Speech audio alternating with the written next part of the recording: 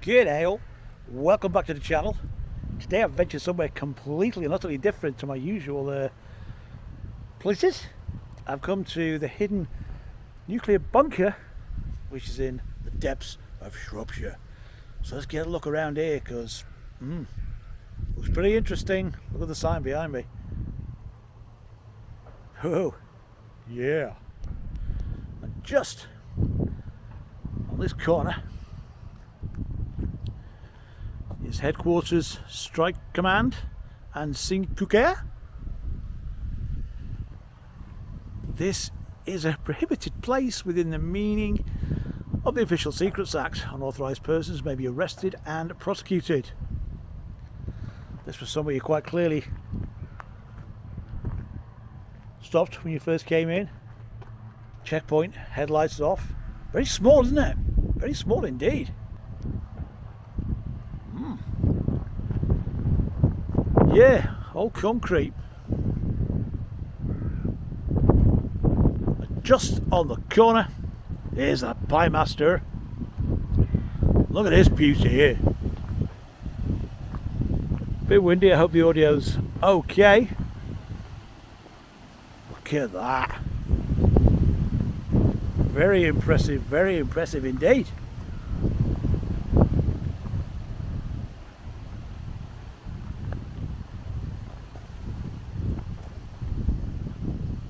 Danger, MOD property, please keep out. Look at that, looks like someone from Star Wars. Off a Lancaster. It's off a Lancaster. Good grief, man. Wow. Loving that.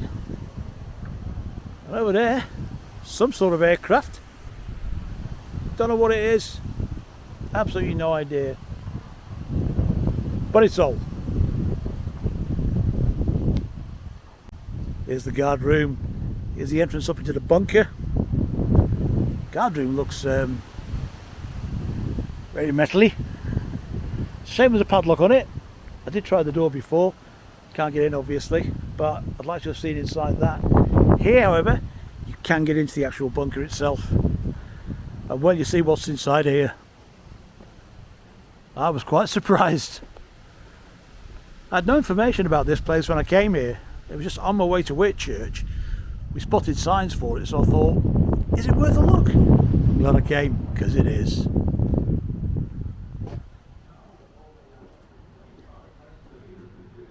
Bit dark. Look at these. Look at these.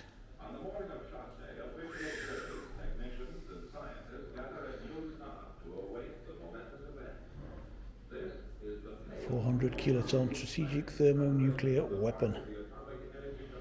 Even the doggy's got a gas mask. Various weaponry.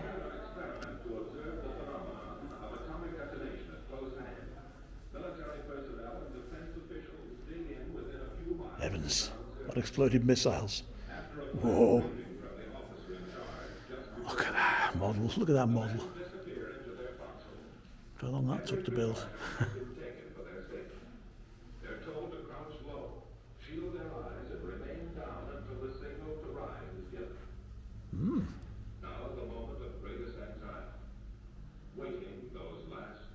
Brilliant. Get the telephone exchange. Good grief, man. Oh. Get out. And now we have smartphones. Yeah. Look at the size of that. Torpedo.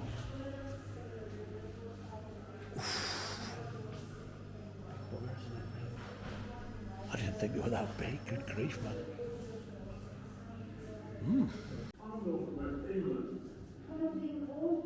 Look at that equipment. God, look at that phone. Seen things like that so many times in old war films on TV. Never seen them for real. Forewarned is forearmed. How true. Plotting table. Incredible. World War II Type C broadcast radio. Look at that.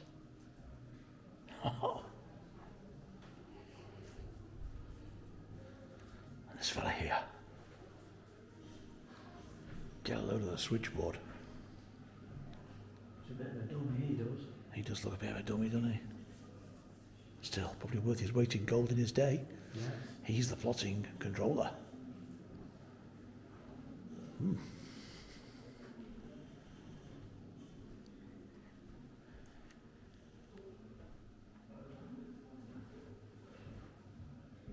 Wow.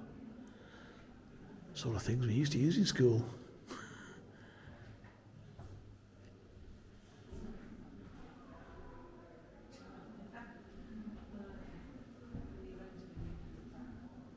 Good Lord.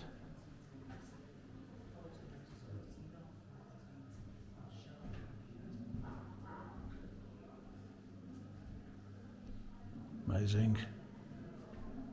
Here's a very useful tool in its day to check your hands for radiation levels. Wow.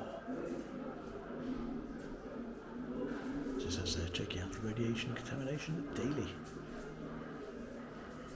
Marvellous, man. Marvellous. Surviving doomsday. Ooh. That's one day I hope we never ever witness. By matters intrigued. Typical view of shopping area. And that is the damage a 10 megaton bomb would do that was dropped 4 to 5 miles away. My God. And here's all the various keys, key numbers, and where the keys belong to within this very large bunker. A very interesting bunker indeed. Wow. And into the radiation controlled area, this is the decontamination room.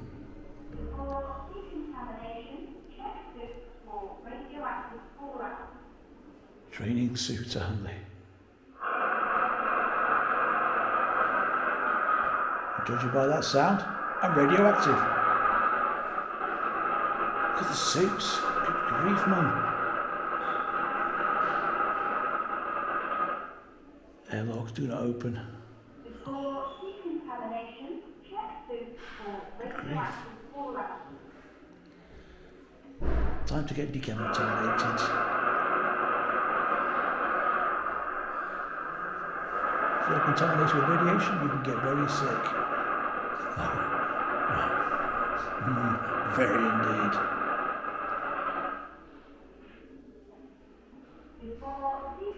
And dramatic music to accompany this part. Military communications. Wow. Love the music too.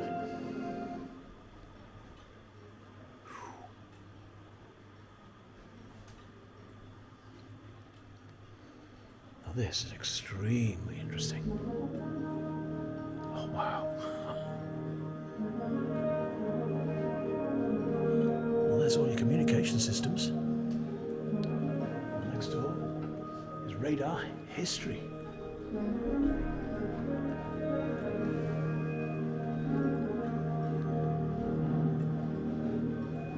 There's the aerial dome from a World War II Wellington bomber. Good grief. Marconi ADF direction finding loop aerial.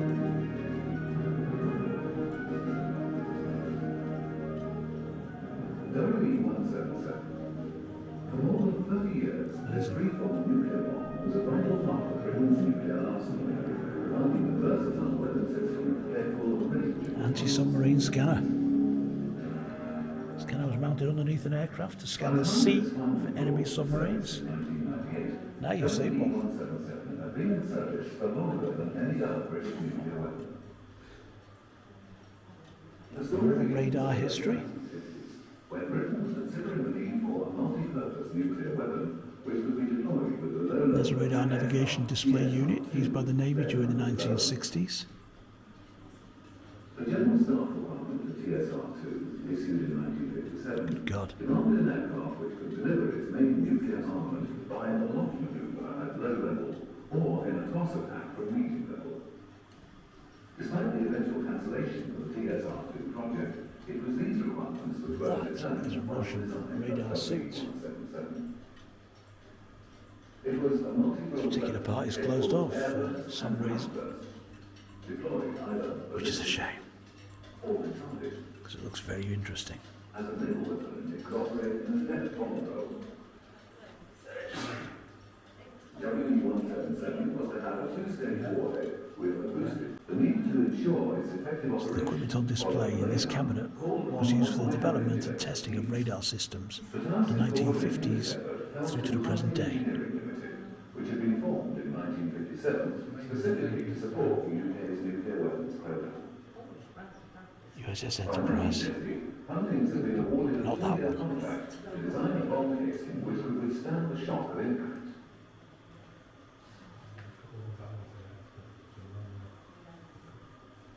The weapon also required a parachute Civil defence. system designed in conjunction with Irvine Airshoot. Dad's then army. developed, but which in 1989 was itself acquired by the Hunting Group. We had a telephone like that in the 70s. Huntings were awarded a design contract for WE-177 in 1962.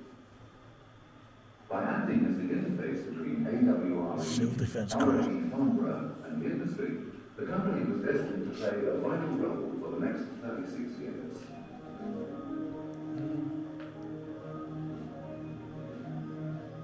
Early trials of WE-177 involved the use of a rocket sledge at Pendine.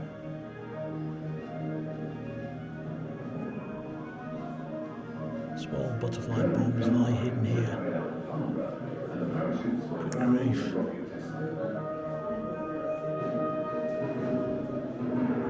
Whoa. And there is a nuclear warhead. A multiple warhead. Oh, that's a scary sight.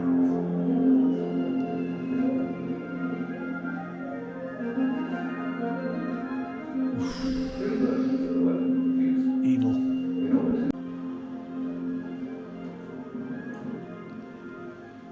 Polaris missile.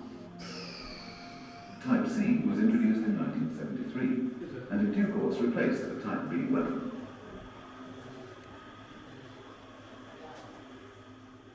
The first WE-177 was delivered to RAF Cottesmore in September 1966. Flight trials having been carried out there in the previous year. Originally carried by V-bombers, over the ensuing decades, the weapon saw service with a remarkable range of aircraft, including the Jaguar.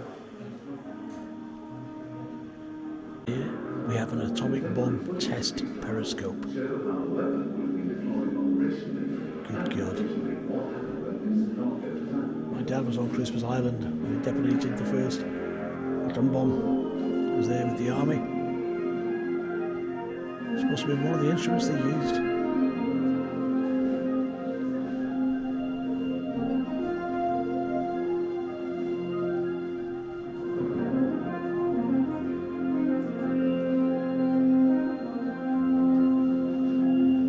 Handheld readers.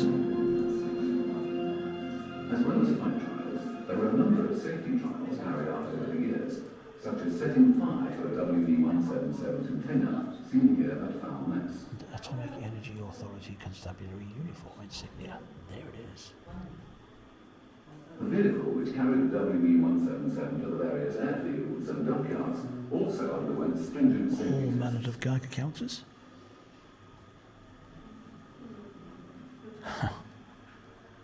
There's the community. Controlled as part of Britain's nuclear deterrent for more than 30 years, WE-177 undoubtedly played an important part in keeping peace. Ah. Red The vital of October. this work was AWE Burfield, where the warheads were assembled prior to transport by road to their designated stockpile location.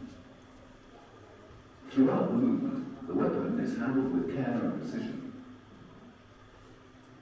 Good grief. Every procedure being Some carried out Russian in line security, with detailed Cold War written communications. Wow.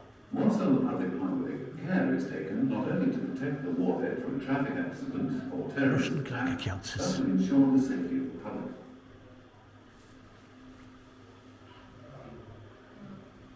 Safely delivered to the RAF station, an inert trials run is checked and prepared prior to being levied onto a tornado. Defence research establishments, industry and the Royal Air Force have all played their part in keeping the deterrent in service.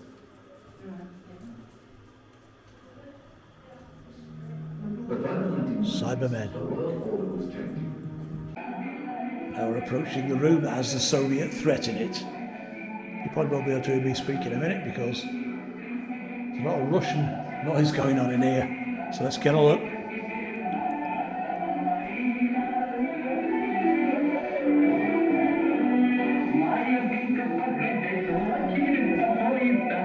Good grief. I'm not doing Russia, the music's crap.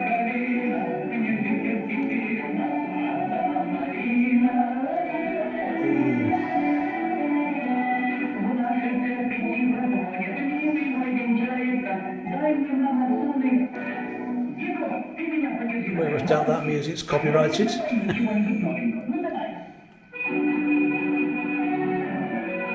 Ratman!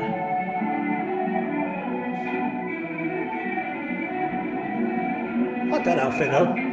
Pretty nice. And here is the radio and communications room.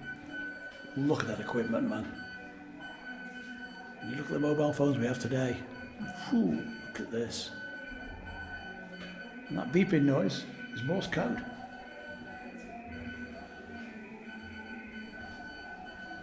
There is the Morse code. If you want to pause that, get it written down. And you too can use Morse code. You can even send your own secret message on a military Morse code training set, which is there. Brilliant.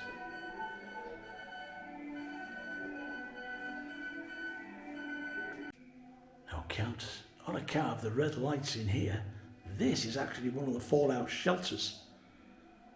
As you can see. If you could smell it, it smells so musty.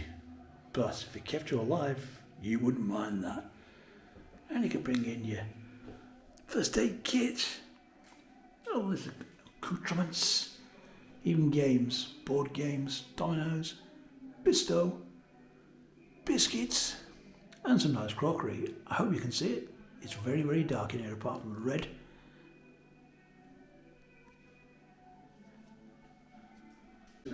Raquel, the electronics group, secure cipher communications. However, each police authority appoints a warning officer who is responsible for the operational efficiency of all the CCPs within. I've actually got a typewriter older than that. It types in pencil. Attack warning room. The ultimate responsibility for the systems rests with British Telecom headquarters. Although it is a mammoth task to replace all existing equipment, at no time during the changeover will any part of the system be out of service for more than a single period of 5 days. At a capital cost of £20 million, paid for by the Home Office through the UK Warning and Monitoring Organisation, the network will provide an annual income of £36,000 from the Handle network and £4,000 from each of the 250 carrier control areas. The modern warning system. This is the Commissioner. He's the most important person in the bunker. Very small bed. Nice little hot water geyser.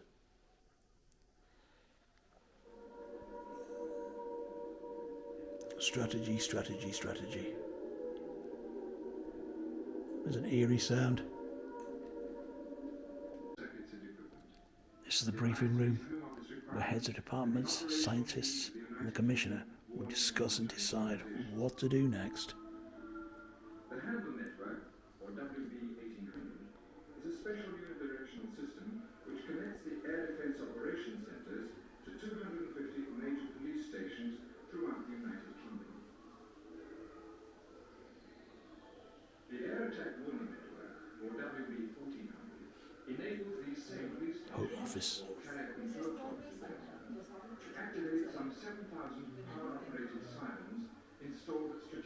locations in urban parts of the country, and to broadcast attack and fallout.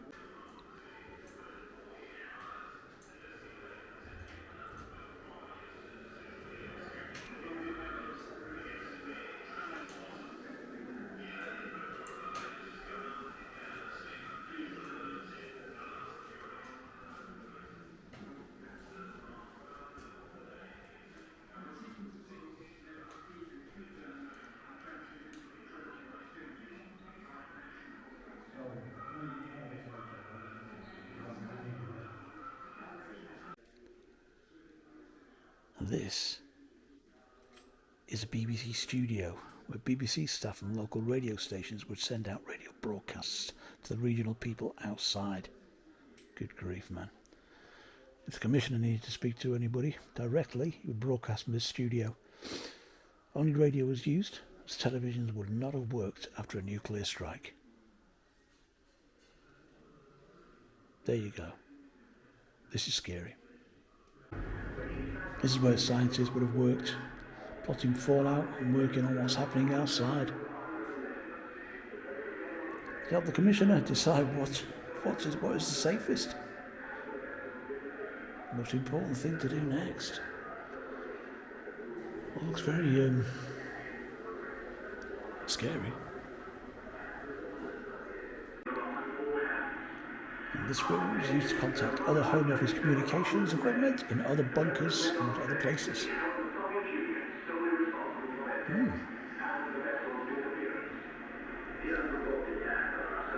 Good Lord.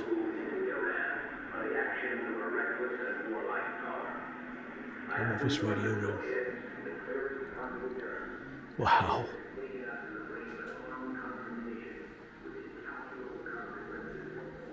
Good Lord, man.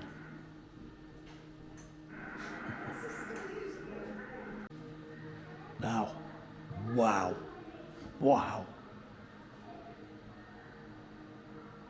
The equipment used by British Telecom to operate the ECN is housed here.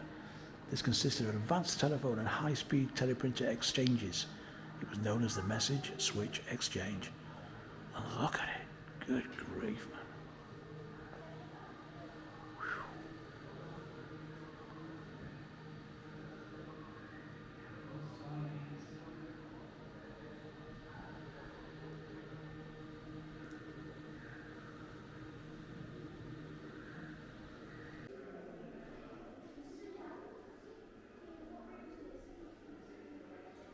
The ballistic missile early warning system.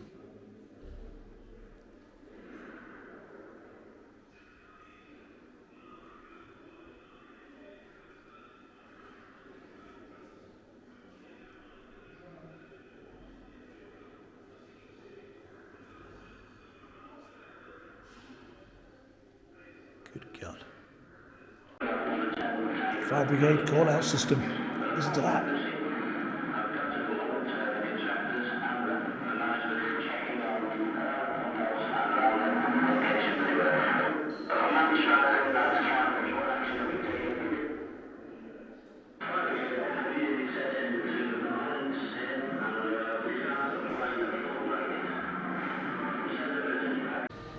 And another part, the enormous communication rooms. Just hard to imagine that all this is inside a bunker.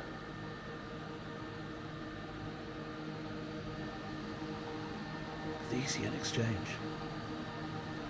It's amazing.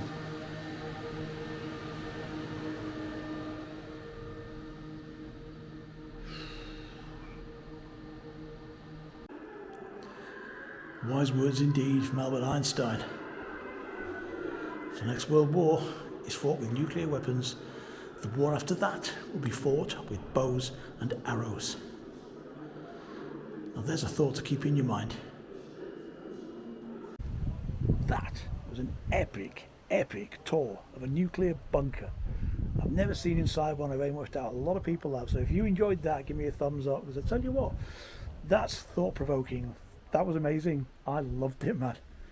It's also extremely frightening. Nuclear war, it'll be the last war on Earth, if it ever happens. Let's hope to God it doesn't.